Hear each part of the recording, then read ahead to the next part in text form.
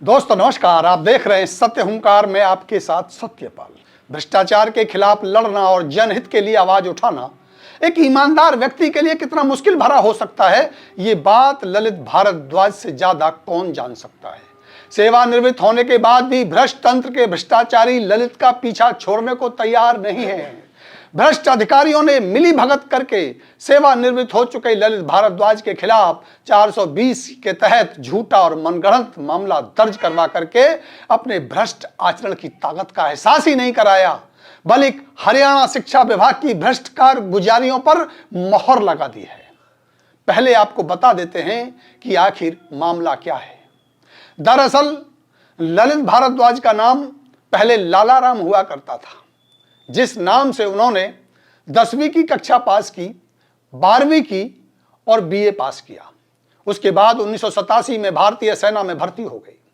सेना में रहते हुए 1991 में लालाराम ने अपना नाम नियमानुसार बदलवा करके ललित भारद्वाज रख लिया। इसके बाद 1994 में सेना में रहते हुए नियमानुसार बीएड की परीक्षा भी पास कर ली।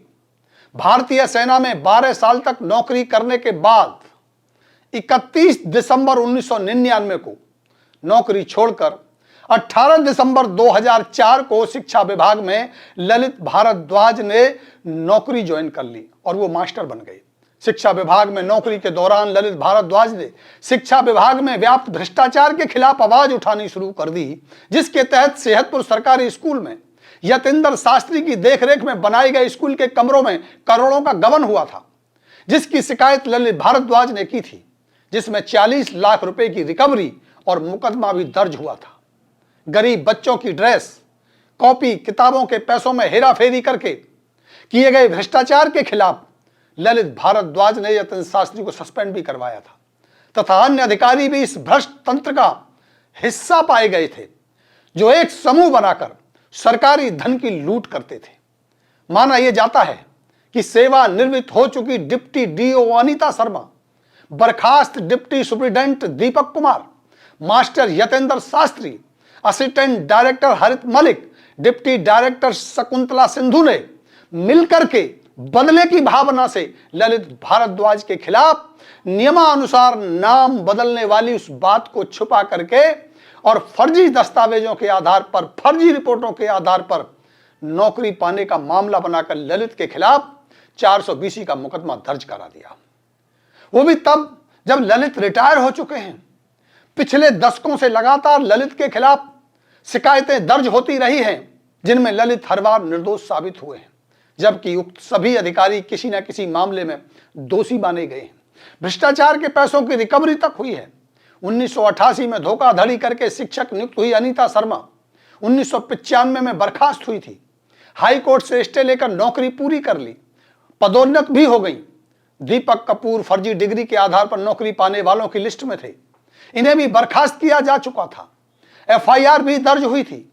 मास्टर यतेंद्र शास्त्री, अनीता शर्मा, दीपक कपूर तीनों शिक्षा विभाग के भ्रष्टाचार के आईने हैं आईने। इनके पीछे पूरे शिक्षा विभाग के चप्पे चप्पे पर भ्रष्ट अधिकारियों का पहरा है। ललित भारद्वाज ने जब इनके भ्रष्ट आचरण का कवच हटाने का प्रयास किया तो खुद ललित भारद्वाज को ही झूठे मामलों में फंसाने का जाल बुना गया।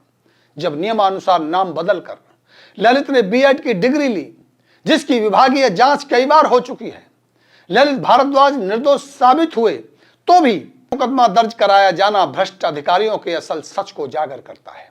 भले ही ललित के पास वो दस्तावेज हों जो ललित भारद्वाज को निर्दोष साबित करते हैं, परंतु मुकदमा दर्ज करके उनकी ईमानदार छवि को दागदार बनाने की मंशा भ्रष्ट अधिकारियों की पूरी होती है। सवाल धृतराष्ट्र रूपी उन उच्च अधिकारियों और नेताओं पर भी उठते हैं जो शिक्षा विभाग के इस महाभ्रष्टाचार के युद्ध को बैठे बैठे देख रहे हैं, जिन्हें पता है कि शिक्षा विभाग आकंठ भ्रष्टाचार में डूब रहा है, बावजूद उसके उन्हें इसकी भनक तक नहीं है। यतेंद्र शास्त्री जैसे मास्टर, जिन्होंने गरीब बच्चों की ड्रेस, कॉपी, किताब, पेंसिल का पैसा डकार लिया हो, जांच में रिकवरी बनने के बाद भी पैसे नहीं लौटाए हों, उसे प्रमोशन दिए जाते रहे।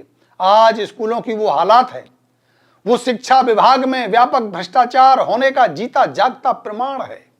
जांच शिक्षा विभाग के अधिकारियों को करनी है, कार्यवाही शिक्षा विभाग के अधिकारियों को करनी है। और जब अधिकारी ही भ्रष्टाचारी हैं तो न्याय और निष्पक्षता की उम्मीद कौन करेगा? ललित भारद्वाज जैसे ईमानदार लोगों की आवाज कौन सुनेगा? भ्रष्ट विभाग में रहकर ईमानदार बनने की गुस्ताखी की सजा तो ललित भारद्वाज को झेलनी पड़ेगी। लेकिन क्या असल सच सामने आएगा? क्या जीत सत्य की होगी? ये देखना होगा। इसे देखने के लिए आपको देखते रहना होगा सत्य हुंकार। हम लेते हैं इजाजत। नमस्कार।